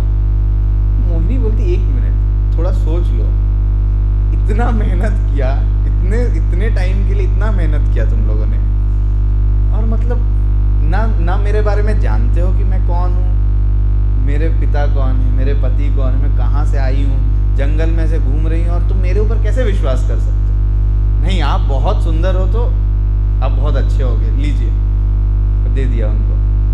मोहिनी ने बोला कि एक कंडीशन, मैं डिस्ट्रीब्यूशन तो करूंगी, लेकिन तुम लोग अगर कोई भी क्वेश्चन उठाओगे मेरे डिस्ट्रीब्यूशन पे तो मैं छोड़ के चले जाऊंगी। सभी असुर चाहते थे कि मोहिनी को कोई भी अप्रसन्न ना करे, और मोहिनी, सबको लग रहा था मोहिनी उन्हीं को देख रही है, सबको ऐसा लग रहा था कि मोहिनी मुझसे ही खुश है। और फिर मोहिनी ने सबको बोला कि आप लोग सब इधर बैठो, और देवताओं को एक अलग लाइन में बैठाया, और फिर मोहिनी डिस्ट्रीब्यूशन स्टार्ट करती है। और वो बहुत एकदम सुंदर तरीके से चलते हुए आती हैं, और फिर उधर कुछ भी नहीं देती हैं, बस नाटक करती हैं कि कुछ दे रहे हैं अमृत, लेकिन कुछ अमृत नहीं मिलता है उनको, और देवताओं को अमृत पिलाते जा रही थी। 2 असुर थे जिनको ऐसा लगा, उनको समझ में आ गया, अरे ये तो देखिए क्या होता है जब माया किसी को अटैक करती है, जब हमारे ऊपर अटैक हो रहा है तो हमें नहीं समझ में आता है, लेकिन जो बगल में जो देख रहा है ना, उसको दिखता है कि देखो माया से कैसे प्रभावित है। तो अभी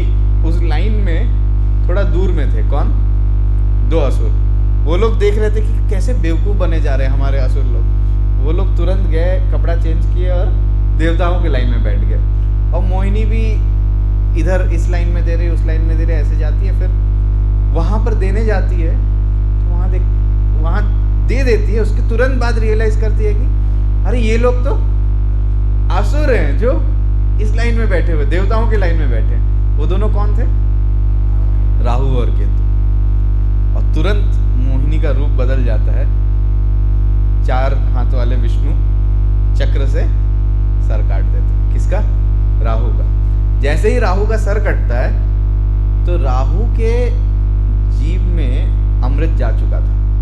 जैसे अगर मान लीजिए अमृत अभी अंदर जा रहा है और किसी ने सर काट दिया, तो अमृत क्या होगा? कंठ से अंदर नहीं प्रवेश करेगा, नीचे गिरेगा। तो ऐसा बताया जाता है जहां जहां ये अमृत गिरा है वहां से ये जो ओनियन और गार्लिक है, प्याज और लहसुन है, उसका उत्पत्ति हुआ ये स्पेशल अमृत से। तो टेस्ट में हो सकता है अमृत टाइप लगे, और हो सकता है कि कुछ मेडिसिनल प्रॉपर्टीज भी हो कि कुछ बीमारियों में अच्छा काम भी करेगी। लेकिन जो आध्यात्मिक जीवन फॉलो करते हैं वो जनरली कोशिश करते हैं कि प्याज लहसुन न खाएं। उसका रीज़न है कि या आप देखोगे अभी जैसे नवरात्र चल रहा है या कुछ चल रहा है, तो घर में बहुतों के घर में नहीं बनेगा, किसी पूजा में किसी भोग में नहीं चढ़ेगा, क्योंकि वो राहु के है तो टेस्टी, लेकिन है राहु का महाप्रसाद। तो चूंकि वो राहु का महाप्रसाद है, भले बहुत टेस्टी हो, लेकिन इसलिए भक्त अवॉइड करते हैं उसको। तो ऐसा, तो फिर ये जब एपिसोड हुआ तो वहाँ पर कौन नहीं था? शिव जी नहीं थे। और फिर सभी देवी देवता सब जब वापस जा रहे थे, कैलाश में सब इन्फॉर्मेशन दिया। शिव जी के बहुत सारे एसोसिएट्स थे, सबने शिव जी को बोला कि अरे भोलेनाथ, आपको पता नहीं आज ऐसा मूवी रिलीज हुआ, ना भूतो ना भविष्यति, ऐसा कभी ना होने वाला है ना कभी हुआ था। बोले क्या, कौन सा मूवी, क्या बात कर रहे हो? तो बोले कि आज पहली बार ब्रह्मांड के हिस्ट्री में विष्णु ने एक स्त्री का रूप लिया, और जब विष्णु स्त्री का रूप लेते हैं तो लक्ष्मी को भी पछाड़ देते हैं। ये बहुत स्पेशल रूप था। शिव जी बोलने लगे, बाप रे, ऐसा हुआ क्या आज? मैं तो वहां पर थी नहीं, मैं तो वहां पर था ही नहीं। तो फिर शिव जी जो है प्रार्थना करने लगते हैं विष्णु से कि भगवान मुझे वो दर्शन दीजिए। तो जब शिव जी जब प्रार्थना करने लगते हैं तो विष्णु वहां पर आते हैं। पहले विष्णु अपने रूप में आते हैं और बोलते हैं कि शिव जी 1 मिनट, थोड़ा आपका दिमाग थोड़ा फिर गया है, आपको समझ में आ रहा है आप क्या बोल रहे हो। आप चाहते हो कि मोहिनी रूप देखे। लोग आपके ऊपर ध्यान करते हैं कि अपने इंद्रियों को संयमित करने के लिए। लोग आपको धीर पुरुष कहते हैं, आपको इतने बड़े संत महात्मा समझते हैं, और आप ये करना चाहते हो। बोले मैं कोई ऑर्डिनरी कोई स्त्री का रूप थोड़ी जो देखना चाह रहा हूँ, मैं तो आपका रूप देखना चाह रहा हूँ जो आपने ये अवतार लिया। मैंने आपका हर अवतार देखा है, तो ये अवतार कैसे मिस कर लूँ। विष्णु बोले देख लो, मैं रेडी हूँ मूवी फिर से रिलीज करने के लिए, लेकिन तुम्ही को दिक्कत होगा, लोग थूकेंगे तुम्हारे ऊपर। बोले चलेगा, मुझे आप दिखाइए। तभी फिर अचानक से विष्णु वहाँ से डिसअपियर होके थोड़े से दूर में एक येलो साड़ी में एक स्त्री मोहिनी का रूप लेके आती। इस बार मोहिनी जो है एक गेंद के साथ खेल रही थी। और अगर आप श्रीमद् भागवतम में पढ़ोगे तो बहुत एलॉबरेट रूप का डिस्क्रिप्शन दिया गया। और शिव जी पागल के जैसे भाग रहे हैं, तो भागते भागते जा रहे हैं कि मोहिनी को टच करने के लिए। और मोहिनी भी देख रही हैं, स्माइल मार रही हैं, आगे जा रही हैं, और शिव जी और पागल होते जा रहे थे। और एक समय आता है जब मोहिनी कुछ दूर जाके रुक जाती है, और शिव जी जाते हैं, और शिव जी जाके मोहिनी को भी बस स्पर्श करते हैं। जैसे स्पर्श करते हैं तो उसके बाद शिव जी अपने इंद्रियों में वापस आ जाते हैं कि बाप रे मैं क्या कर दिया। शिव जी एकदम बहुत लज्जित हो जाते हैं। शिव जी के शरीर से जो उनकी ऊर्जा है वो बाहर निकलती है। तो और वो ऊर्जा जो है वो उससे हनुमान जी का जन्म होता है। तो हनुमान जी का जन्म होता है वो इस पास टाइम से कनेक्टेड है, क्योंकि जैसे ही शिव जी के शरीर से ऊर्जा निकलती है तो शिव जी तुरंत वायुदेव को बुलाते हैं, और वायुदेव को वो ऊर्जा देते हैं, और बोलते हैं कि स्वर्ग की एक अप्सरा है पुंजिका स्थली, जो बृहस्पति की पुत्री के जैसे है, और बृहस्पति ने उसको श्राप दिया है कि तुम जाओ और भूमि पे जाके एक ऑर्डिनरी एक व्यक्ति के जैसे तुम जाके जन्म लो, क्योंकि वो स्वर्ग में कुछ गलती कर दी थी तो उसको नीचे भेज दिया। बोले कि ये अप्सरा अभी अंजना बन के जन्म लिए, और जब अंजना तपस्या करके अपने आप को शुद्ध करेगी तब ये ऊर्जा तुम उनको सौंप देना। तो यहाँ से फिर हनुमान जी का जन्म होता है, वहाँ से आगे जाता है पास्ट। लेकिन शिव जी ने ये पूरा लीला किस लिए किया, पूरी दुनिया को। आप सोचिए शिव जी के लिए कितना एम्बैरेसिंग मोमेंट था, लेकिन शिव जी लज्जित नहीं होते। शिव जी इस एपिसोड के बाद स्माइल करने लगते हैं, और विष्णु अपना विष्णु रूप ले लेते हैं, और शिव जी स्माइल कर रहे हैं विष्णु की तरफ। और शिव जी तभी बोलते हैं आज मैंने पूरी दुनिया में ये साबित कर दिया कि आपकी माया मेरे ऊपर भी हावी हो सकती है, मैं भी आपके माया से बचा हुआ नहीं। इसका मतलब मैं आपसे छोटा हूँ, ये दिखाना चाहते थे शिव जी। तो इसीलिए शिव जी ने ये पास टाइम पूरा किया था, जो मोहिनी का पास टाइम।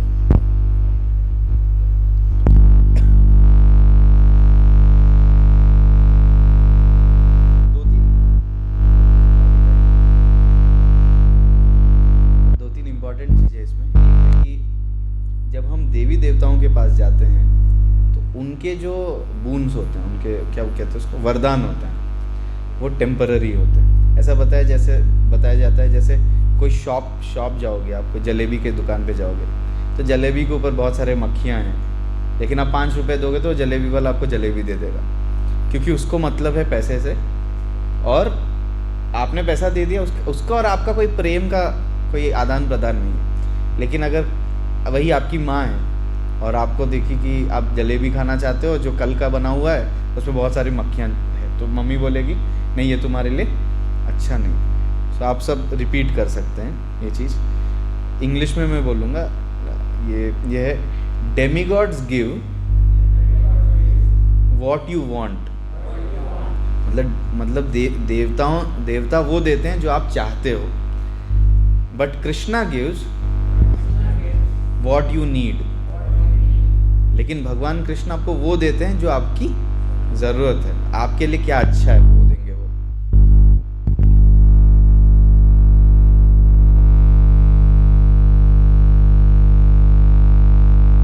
किसी को ये डाउट हो सकता है कि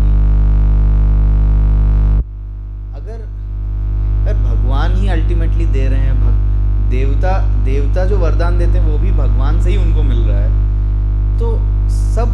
पास क्यों नहीं जाते हैं? क्यों देवी देवता के पास जाते हैं लोग? कोई बता सकता है? अपनी इच्छा पूर्ण करने के लिए। मैं आपसे ये पूछना चाह रहा हूँ कि देवी देवताओं के पास लोग क्यों जाते हैं? भगवान के पास क्यों नहीं जाते हैं? कुछ भी मांगना है तो प्रॉब्लम की डर क्या लगता है लोगों को? हाँ, भगवान थोड़ा लंबा पाथ लगता है। ऐसा लगता है कि देवी देवता जो है तुरंत प्रसन्न होकर कुछ शॉर्ट टर्म चीज दे देंगे। ठीक है, जैसे उनको जो चाहिए वो मिल जाएगा तुरंत। ठीक है, और कुछ?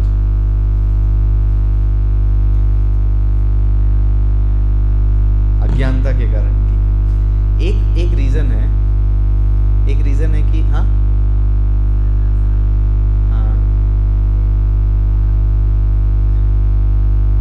एक्चुअली ऐसा नहीं कि भगवान को प्लीज करना मुश्किल है, क्योंकि भगवान तो बोल रहे पत्रम पुष्पम फलम तोयम यो में भक्त्या प्रयच्छति। थोड़ा पत्र पुष्प से ही भगवान प्रसन्न हो जाते हैं। लोगों को ये डर लगता है कि जब वो भगवान के पास जाएंगे, कृष्ण के पास जाएंगे और उनसे कुछ प्रार्थना करेंगे तो उनका हृदय ही शुद्ध हो जाएगा। उनके अंदर की जो इच्छा है वही ना समाप्त हो जाए। आपको समझ में आया मैं क्या बोलूं? जैसे मैं आपको उदाहरण देता हूँ, ध्रुव महाराज का पास टाइम आपने सुना होगा। ध्रुव महाराज किस लिए गया तपस्या करने के लिए? किस लिए गया तपस्या करने के लिए? भगवान को खोजने नहीं गया था, तपस्या करना चाहता था, क्योंकि उसको अपने दादा से भी बड़ा प्रॉपर्टी चाहिए। उसके दादाजी कौन है? ब्रह्मा। ब्रह्मा से भी बड़ा किंगडम चाहिए, ऐसा बोल के गए थे ध्रुव महाराज। गए और नारद मुनि बीच में मिले। नारद मुनि बोले कि अरे तुम 5 साल के बच्चे हो, जाके अपने एज के लोगों के साथ खेलो, क्या कर रहे हो तुम ये सब? ध्रुव महाराज बोले नहीं, आपको हेल्प करना है, मुझे प्रॉपर्टी प्राप्त करने के लिए तो हेल्प करो, अदरवाइज तुम फुटो यहाँ से। तो नारद मुनि बोले मैं तो टेस्ट कर रहा था तुमको कि सही में तुमको इच्छा है कि नहीं। अच्छा, एक बात सोचिए, ध्रुव महाराज की जो इच्छा है वो बड़ी है कि धृतराष्ट्र की इच्छा बड़ी है? कौन सी बड़ी है? धृतराष्ट्र कितना प्रॉपर्टी चाहता था? कितना प्रॉपर्टी चाहता था? हस्तिनापुर, कुरुक्षेत्र, यही सब थोड़ा बहुत इतना ही चाहिए ना। धृतराष्ट्र को तो बस अपने गद्दी से अटैचमेंट था ना। और ध्रुव महाराज को कितना प्रॉपर्टी चाहिए? इस पूरे ब्रह्मांड से भी बड़ा प्रॉपर्टी चाहिए। ये है ध्रुव महाराज का डिजायर। तो भौतिक इच्छा के पॉइंट ऑफ व्यू से ध्रुव महाराज का भौतिक इच्छा धृतराष्ट्र के भौतिक इच्छा से भी बड़ा है। लेकिन ध्रुव महाराज के जीवन में एक वैष्णव आ गया। कौन?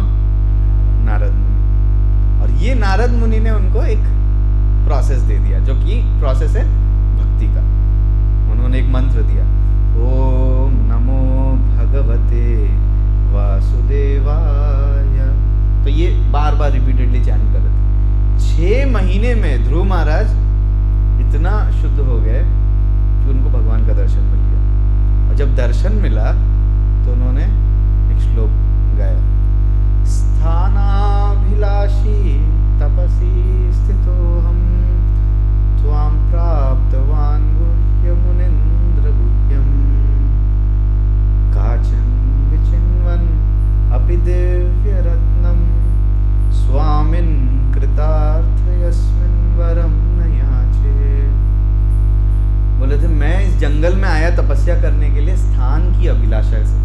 एक स्थान चाहिए मुझे, ब्रह्मा से भी बड़ा स्थान चाहिए। इस अभिलाषा से मैं आया इस जंगल में तपस्या करने। स्थानाभिलाषी तपसी स्थित हो। लेकिन मेरे जीवन में आपके एक बहुत स्पेशल भक्त एंट्री कर दिए। त्वाम प्राप्तवान देव मुनीन्द्र गुह्यम, जो मुनि है देवों में, नारद मुनि। और मैं इच्छा कर रहा था कांच के टुकड़ों का। क्या है कांच के टुकड़ों को? किससे कंपेयर कर रहे हैं? ब्रह्मा के से बड़ा एक लोक से। मैं कांच के टुकड़ों को खोजते हुए आया और मुझे क्या मिल गया? मुझे डायमंड मिल गया, मुझे आप मिल गए भगवान, ऐसा बोल रहे हैं। इसका मतलब ध्रुव महाराज की जो इच्छा है वो वही धुल गई। मतलब कृष्ण की भक्ति करने से हृदय शुद्ध हो जाता है। आपको समझ में आया? यही डर रहता है लोगों को कि कहीं मैं अगर अच्छा भक्त बन गया तो पता चला जो मैं भोग करना चाहता हूँ, जो अपने इंद्रियों को खुश करना चाहता हूँ, ये सब की इच्छा ही समाप्त ना हो जाए। समाप्त हो गया। पता चला भगवान के पास गया, भगवान ने इच्छा को ही धो दिया। तो इसीलिए इस लीला में भगवान विष्णु ध्रुव महाराज को बोलते हैं कि बेटा तुम शुद्ध हो गए हो, मुझे पता है, और तुमको नहीं चाहिए, तुमको पता है ये कांच के टुकड़े हैं, लेकिन आए थे तुम कांच के टुकड़े मांगने के लिए ना, तो तुमको मैं तो मिला हूं, तुम कांच के टुकड़े भी रखो साथ में। क्यों? क्योंकि पता चला कि मैं तुमको कुछ नहीं दिया, बस शुद्ध कर दिया, अपना भक्त बना दिया, छोड़ दिया तुमको। तो फ्यूचर जनरेशन में जो भक्त बनना चाहेंगे वो तुम्हारा उदाहरण देखेंगे और डर जाएंगे, बोलेंगे भाई देखो ध्रुव गया, तपस्या किया, हृदय शुद्ध हो गया, छोड़ दिया स्थान की अभिलाषा, और भगवान ने भी उसको खाली हाथ भेज दिया। तो इसीलिए भगवान ने ध्रुव महाराज को किंगडम दे के भेजा। ध्रुव महाराज को उन्होंने ध्रुव लोक दिया, जो भगवान विष्णु का स्वयं प्लैनेट है। ध्रुव लोक जो है इस दुनिया में एक वैकुंठ के बराबर है। जब ब्रह्मा का प्लैनेट भी समाप्त हो जाता है, जब यूनिवर्स भी समाप्त हो जाता है, तो भी ध्रुव लोक समाप्त नहीं होता है। तो ध्रुव को जो दिया वो एक वैकुंठ प्लैनेट दिया एक्चुअल में। सो ये हम देख सकते हैं कि कैसे किसी को डरने की ज़रूरत नहीं है, भगवान के पास है। लेकिन जब हम देवी देवताओं की पूजा करते हैं तो हमारा हृदय शुद्ध नहीं होता है। अब देवी देवताओं की पूजा में लोग क्या गाते रहते हैं? सुख संपत्ति घर आवे, कष्ट मिटे तन का, यही सब गाते हैं ना। तो अच्छा, इसमें भगवान की भक्ति कुछ भी नहीं है। सुख संपत्ति घर आवे मतलब मेरे घर में सुख संपत्ति आए और मेरे तन का कष्ट मिटे, और भगवान के लिए क्या? कुछ नहीं, बस तुम मेरे नौकर बनो, मैं ऑर्डर दूंगा, तुम सप्लाई करो। लेकिन भक्ति ये नहीं है। भक्ति इज नॉट अबाउट भगवान से मांगना।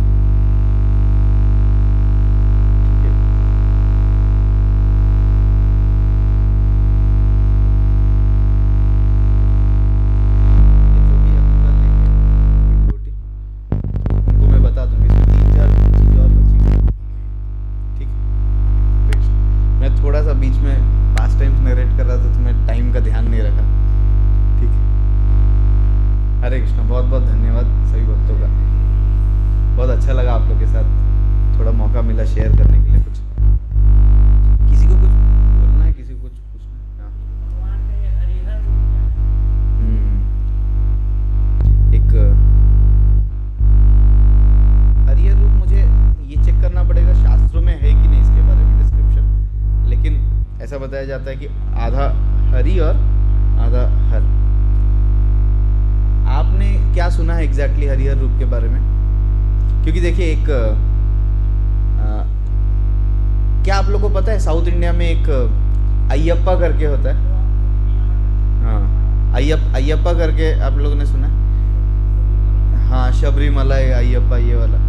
तो ये जो हरिहर रूप है, लोग बोलते हैं ऐसा कि अयप्पा जो हैं वो हरिहर हैं, लेकिन शास्त्रों में इसका कोई ऐसा स्पेशल उल्लेख नहीं कि ये हरिहर रूप, लाइक जो वो बोलते हैं ना कि वो विष्णु और शिव के कॉम्बिनेशन से आए हैं, ऐसा शास्त्रों में नहीं लिखा। लेकिन वो लोगों की मान्यता है और वो लोग करते हैं, लेकिन हमने शास्त्रों में ऐसा नहीं सुना। चूँकि मैं साउथ इंडिया से हूँ तो मुझे पता है, मेरे घर में भी लोग करते हैं। तो अभी आजकल छोड़ दिए, पहले होता था बहुत। 1 महीने के लिए, जैसे यहाँ नॉर्थ इंडिया में सावन मनाते हैं ना लोग, 1 महीने के लिए सब इतने महान साधु संत बन जाएंगे और 1 महीने के बाद फिर वही बैक टू स्क्वायर वन, कुछ बदलाव नहीं रहेगा।